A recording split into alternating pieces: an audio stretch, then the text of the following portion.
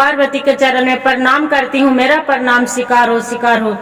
गुरु भाई गुरु बहनों, जो मेरे चैनल में नए हैं तो लाइक सब्सक्राइब जरूर कीजिएगा और मेरा कथा जरूर सुनिएगा। अब पूरा सुनिएगा, अधूरी मत सुनिएगा। अधूरी सुनने से शिव गुरु के अपमान होता है, तो इसलिए पूरा सुनिएगा।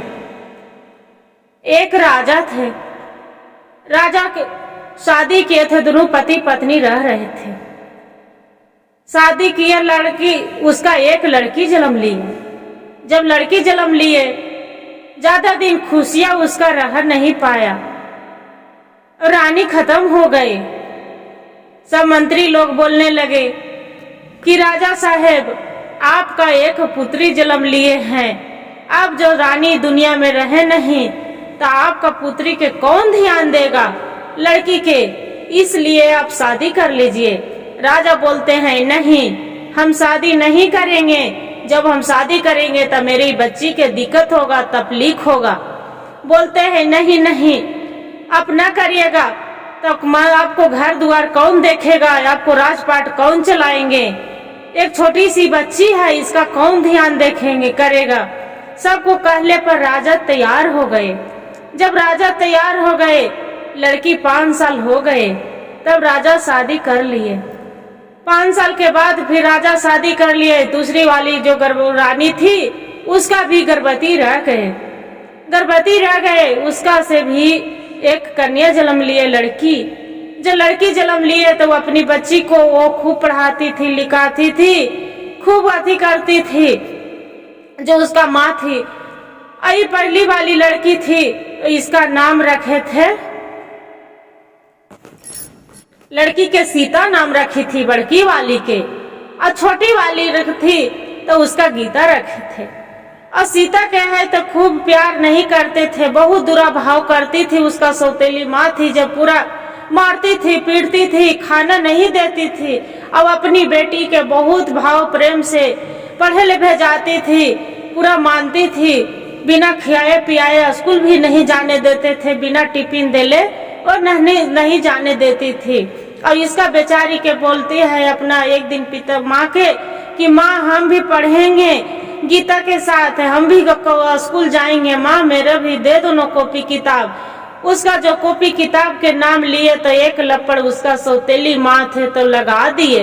जब सौतेली माँ लगा दिए एक लपड़, रोते रोते रोते बेचारी बैठ गई एक कोने में। अब बैठ के अपनी माँ के तस्वीर देख के बोल रही है कि माँ मेरी छोड़ के तू क्यों चली गई है, मेरी लेके चलते, मेरे क्यों चली गई। माँ देखो तो गीता पढ़ती है, मेरी बहन है जो पढ़ रही है और हम है जो चुपचाप ऐसी रहती हूँ। माँ मेरे पढ़ने के मन करते हैं, मेरे माँ कहाँ चली गई, मेरे भी साथ में ले चलो।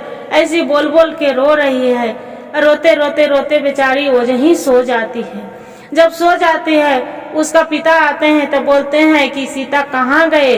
उसका माँ बोलते कहाँ जाएंगे, खा पी के आराम से सो गए। उसका माँ भी ऐठती है कितनों है तो रानी रानी होती है, राजा राजा पति पत्नी होते हैं। उतने ही में सोचते हैं राजा साहब की सही बात है, हो सकते है खा पी के बच्ची सो गई होगी। फिर बिहान होते हैं, क्या करती है रानी के वो गाय लेती है और गाय के नौकर के बोलते हैं कि आप गैया चराने मत जाना, ये लड़की के दे दो, गाय चराएगी जाके।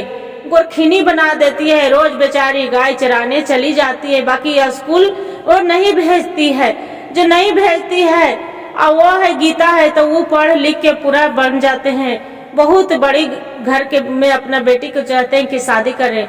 बाकी यही कहते हैं गुरु भाई गुरु बहनों की किस्मत से बढ़ के कुछ नहीं होते हैं। शिव गुरु के महिमा जो होते हैं यही को पूरा होते हैं। बाकी शिव गुरु के महिमा के सिवा कुछ भी नहीं, एक पत्ता भी नहीं हिलते हैं। तो क्या हुआ कि वो लड़की को गाय चराने के लिए तो भेज दिए। गाय चराते चराते चराते लड़की हो गई 18 साल। जब 18 साल के हो गई, एक दिन के बात है कि लड़की बैठ के वजह शिव मंदिर के वहां पड़ी, जहाँ जंगल गए थे वहीं पड़ी एक मंदिर था, ओजे पड़ी बैठ के अब अपनी प्रार्थना कर रहे हैं। क्या भोलेनाथ या माता पार्वती मेरा बच्चा थे जब जन्म लिए, जब मेरा अनज्ञानी थे तब मेरा माँ के छीन लिए, अब मेरा माँ पढ़ाए लिखाए नहीं, गैया चराने के लिए भेज दिए। ऐसे बेचारी मन ही मन सोच रहे हैं। फिर कुछ दिन के बाद हुआ, महीना 2 महीना बीत जाते हैं तो एक जंगल से कोई बोलते हैं कि सीता मेरे से शादी करेंगे, सीता मेरे से शादी करेंगे। तो बोलते हैं कि बेचारी कुछ भी नहीं बोलती है, सीता चली आती है और डरी से डरी एकदम पूरा डराल रहती है। अपना माँ के आके बताती है, जो सौतेली माँ है उसका, कि माँ देखो ना, मेरे कोई बोलते हैं कि सीता आप शादी करेंगे मेरे से, बाकी हम उसका कुछ नहीं बोलते हैं। जय वो बोलते हैं कि रोज वैसी करते करते उसका माँ बोलते हैं कि जाओ, जो बोलवे करते हैं कि तो शादी के लिए तो बोल देना कि हाँ करेंगे। वो तो सोच गए कि कोई होगा गोरखिया अवार, उसी से कर देंगे, भिख मंगा तिख मंगा होगा उसी से कर देंगे। बाकी फिर जो अपना लड़की फिर आके बोलते हैं माँ से, देखिए ना गाय चराने गए हैं तो फिर भी बोल रहे हैं कि सीता शादी करेंगे हमरा से। ये लड़की बोलते हैं कि हाँ हम करेंगे। और तो उसका दरवाजे पर आके फिर भी बोल रहे हैं कि सीता हमसे शादी करेंगे। तो ये बेचारी डरे रहती है, फिर भी तो ये हिम्मत धर के बाहर निकल के बोलते हैं कि तू कौन है, भूत है, प्रेत है कि मनुष्य है, कौन है, सामने आओ। तो वो आ जाते हैं, दरवाजे पर बिहानी होकर पीछे पीछे आके देखते हैं कि एक बड़ा सा नाग है। और नाग कैसे बने थे, उसका क्या किए थे कि कोई एक महात्मा थे, साधु बाबा। जब साधु बाबा है तो तपस्या 12 साल से वो तपस्या करते थे, और ऐसे करते करते उसका 12 साल बीत गया था। और ये थे लड़कन बच्चे के यार के दोस्त के चक्कर में ये राजा के लड़का, कोई राजकुमार था ये राजा के लड़का। अब क्या किया कि जो साधु तपस्या कर रहे हैं तो एक रास्ते में मरल सांप थे।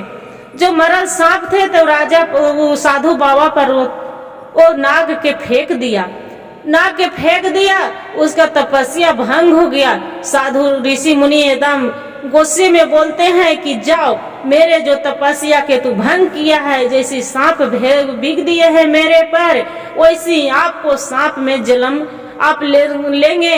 और जब तक 21 साल के नहीं होगा, जब तक आपको मनुष्य तन से कोई लड़की मिलेगा मनुष्य के, तब शादी होगा आपको, न तो सब जिंदगी भर तू सांपे बन के रहना। वैसे श्राप दे दिए, उसी घड़ी से उस सांप में जन्म ले लिए। जब जन्म ले लिया, ओकरे पार में फिर 21 साल होने वाले हैं। 21 साल होने वाले हैं तो वो बोलते हैं गीता हमसे, सीता हमसे शादी करेंगे, हमसे शादी करेंगे। ये बोलते हैं कि हाँ हम कर लेंगे।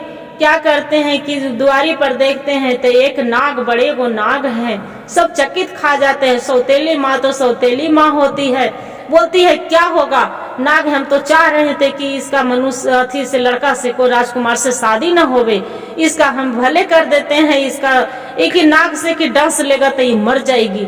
ये जे मेरे जी के जंजाल, इसका माँ तो जन्म दिए हैं, बाकी इसका माँ मेरे ऊपर धर दिए हैं। ये मर जाएगी लड़की तो ठीक होगा, ये मर जाएगी तब मेरा बेटी के ज्यादा मान मर्यादा होगा। उसका लड़की के पढ़ा लिखा भी थे राजा, तैयो फिर भी संतोष उसका सौतेली माँ के नहीं थे। और वैसे दुराभाव जो गीता थी तो वो भी करती थी, अपना बहन के नहीं चाहती थी कि मेरा बहन है। शादी रचा दिए, शादी होने लगे। अब सोचते हैं, पूछती है सीता कि अब तो बताइए, आप तो नाग हैं, मेरे से शादी करने के लिए तैयार हो गए, बाकी सिंदूर आप कैसे दीजिएगा बताइए। बेचारी महसी करके और जाके मंदिर के पास रो रहे हैं। और वहाँ तो नाग भोलेनाथ के गले में नाग हैं और नाग खड़े हैं के चुपचाप सुन रहे हैं।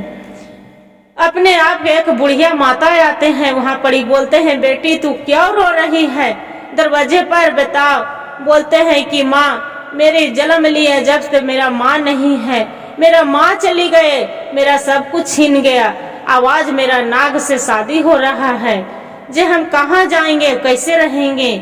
वो बोलते हैं बेटी चिंता मत करो, आप जो होते हैं जे अच्छे होते हैं, आप उसी से आप खुश रहिएगा बेटी। गौरी पार्वती माता एक बूढ़ी के रूप में रास्ता दिखाते हैं, वहां से खुशी खुशी बेचारी आ जाते हैं। और जो नाग देव रहते हैं तो बोलते हैं कि देखो क्या करना कि जो चौके पर बैठने के पहले आप एक सिंदूर रख देना किए में, उसी सिंदूर के आप हम पूछ से आपको मांग में भर देंगे। बोलते हैं कि ठीक है। करते करते शादी पर चौके पर बैठ जाते, सब सोचते हैं कि ये नाग देव का आएगा, सब सजावट हो जाता है, चौका चन्नन सब बैठ जाते हैं। आहर देखते हैं बराती भी धूमधाम से पूरा आ जाते हैं। इसका देखिए भगवान के महिमा, पूरा बराती आ जाते हैं और नाग देव जो रहते हैं तो पूरा उसका कपड़ा पहना के उसका बाप माँ रहते हैं तो पूरा विदा करते हैं। जंगल के ओर से भी तैयो पर भी भोलेनाथ के महिमा कि जंगल से पूरा विदा को इसी सांप को पहना देते हैं कपड़ा। अब आके चौके पर बैठ जाते हैं, पूछ से सिंदूर लड़की के पड़ जाता है। अब गहना इतना चढ़ाते हैं, इतना गहना चढ़ाते हैं कि लगते हैं कि देखे वाला उसका माँ रहती है सौतेली, जो उसका आंख लगते हैं कि बाप रे बाप, ये नाक के से हम शादी तो कर रहे हैं, इसका तो लगते हैं कि राजकुमार के तरह पूरा गहना से भर दिया। उसका गहना के लालच आ जाते हैं। क्या करती है कि शादी हो जाते हैं। उसका जो रहते हैं नाग को जो पिता रहते हैं तो बोलते हैं कि आज एक काम करिए, आज के लड़की के हम विदा नहीं करेंगे, आज हम लड़की के रख लेंगे, अब बिहान हम आपको विदा कर देंगे।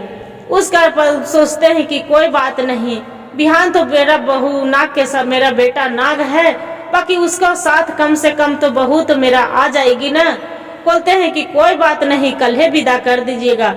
और सौतेली माँ रहती है तो सोचती है कि अरे इसका जेवर तो इतना चढ़ा दिया है, क्या करेंगे, मेरा लड़की तो मर जाएगी, तो ये जेवर जठिया तो है, तो हम अपना बेटी के खुशी खुशी करके शादी करेंगे, जहिया पूरा हम दे देंगे। बिहान हो तो रात में क्या करते हैं कि बाहर से दरवाजा बंद कर देते हैं और नाग के घुसा देते हैं। जब नाग के घुसा देते हैं, रात 12 बजते हैं, 12 बजे देखते हैं कि राजकुमार बहुत सुंदर सा वो लड़का बन जाते हैं। जो लड़का बन जाते हैं, दोनों हंसी खुशी से जीवन बिताते हैं। लड़की रहती है तो वो तो देख के बहुत डर जाती है कि ये तो मेरा नाग से शादी हो, लड़का राजकुमार कहाँ से आ गए, बेहोश होके गिर जाती है। जब बेहोश होकर गिर जाती है तो ये राजकुमार बोलते हैं कि देखो सीता, आप बेहोश मत होवो, आपके पति हैं हम, आप ही से मेरा शादी हुआ है, आपको हम पति हैं। मेरा श्राप मिला था कि कोई महात्मा थे, उनको सारी कहानी बता देते हैं कि मेरा श्राप मिला था कि आप जब तक एक राजकुमारी के कन्याकुमारी से शादी नहीं करिएगा, जब तक आपको मनुष्य तन में जन्म नहीं होगा। आप उससे शादी हो गया, मेरा 21वां साल हो गया आज, तो वही से मनुष्य में जन्म हो गया है, से आपको हम पति हैं। वो होश में आते हैं, खुशी खुशी रात भर बिताते हैं। बिहान होते दरवाजा खोलते, वो तो सोचती है सौतेली माँ की ये तो बेटी मर गए होंगे, सिर्फ काहे नहीं इसका सतगत करवा देते हैं। दरवाजा खोलते हैं तो राजकुमार और लड़की दोनों निकलते हैं तो माँ तो पूरा चकित खा जाती है और उसका लड़की के तो विदा कर देते हैं। विदा करने के बाद अब एक अपनी राजा के बोलते हैं कि राजा साहब, जैसी अपनी बेटी के जो शादी किए हैं एक नाग से, मेरे बेटी के भी आप नाग से, अजगर से शादी करो। वो बोलते हैं कि ये तो बताइए रानी, अपनी लड़की के मेरा बेटी के पहले वाली थे तो उसका पढ़ाए लिखाए नहीं, एक जंगल में गैया चराने के लिए तो भेज दिए। बाकी भोलेनाथ के कृपा है कि उनकी महिमा अपरंपार है, उसी को कृपा से वह चाहो जो रूप में मिले उसका आप तो नाग से करवाए हैं, दुख देखना चाहें। बाकी भगवान जो जब तक नहीं दुख देते हैं, जब किसी को दुख नहीं होते हैं। बाकी तो पर भी वो नहीं माने, बोले कि नहीं, अपना बेटी के नाक से जो करवाए हैं, बाकी मेरे बेटी के भी आप नाक से करवाओ। क्या करते हैं कि राजा अपने राजा साहब के बात रहते हैं, मंत्री के बोल देते हैं कि जाओ कन्हू से जो नाग है उसका पकड़ के ले आओ। तो देते हैं नौकर लोग, तो देखते हैं कि एक टिल्हा रहते हैं वहां पर जो कुदर चपाड़ से खोदने लगते हैं रापा से, तो देखते हैं कि वहां पर एक अजगर है। उसका बोलते हैं कि देखिए राजा साहब, वो टिल्हा में तो अजगर है, बाकी हम नहीं पकड़ेंगे, मेरा डांस लेगा तो क्या करेंगे। बोलते हो जो अजगर पकड़ने वाला के बुलवाते हैं, अब बुलवा के और लाते हैं और पूरा शादी के पूरा रचा देते हैं और रचा के और वही अजगर से अपना लड़की के जबरदस्ती शादी कर देते हैं। जो शादी कर देती है उसका माँ, और उसी रात में दरवाजा बंद कर देते हैं कि मेरा बेटी भी उसी पूरा राजकुमार तो बन जाएगा, लड़का पूरा जेवर जठिया हर चीज चढ़ाएंगे, लिखा अथी करेंगे पूरा। अब बाकी इसका कुछ भी नहीं मिलता है, शादी तो रचाते हैं कुछ भी नहीं मिलता है, और सांप तो अजगरे होगा। अब घर में घुसा देते हैं उसका, लड़की के रात में निगल जाते हैं। जब निगल जाते हैं फिर बिहाने होके सोचते हैं कि अरे मेरा तो जैसे ही वो सौतेली बेटी के किए थे, यहू बेटी भी मेरा तो निकल अथी हो जाएगा, राजकुमार बना होगा। मेरा दामाद है अजगर जो तो राजकुमार बनता है। दरवाजा खोलते हैं तो देखते हैं कि उसका बेटी उसका अजगर को पेट में घुसे है। अब बोलते हैं कि वो अपना छाती मुका मारने लगते हैं कि अब क्या कर दिए मेरे बेटी के, अपने ही जान के अजगर के निकलवा के और उसका कटवा के अपना बेटी के निकलवाते हैं। वो बेचारी बेटी अपने गले में माँ के लपेट के अब खूब रोने लगती है कि माँ ये मेरा तू क्या कर दिए। बाकी कैसे कहते हैं कि जो अजगर होते हैं उसका बीक से भर है, कहाँ बेटी बचने वाला, उसका बेटी भी खत्म हो जाते हैं। यही कहते हैं गुरु भाई गुरु बहनों, लालच बुरी बहुत बलाई होते हैं, जैसा करनी जैसा भरनी। उसका जो अपना सौतेली बेटी का जो अपना बेटी के तरह मानते और उसका जो नहीं करवाते तो उसका बेटी को उतना सजा नहीं मिलते। हर हर महादेव, जय मैया भवानी गौरी पार्वती।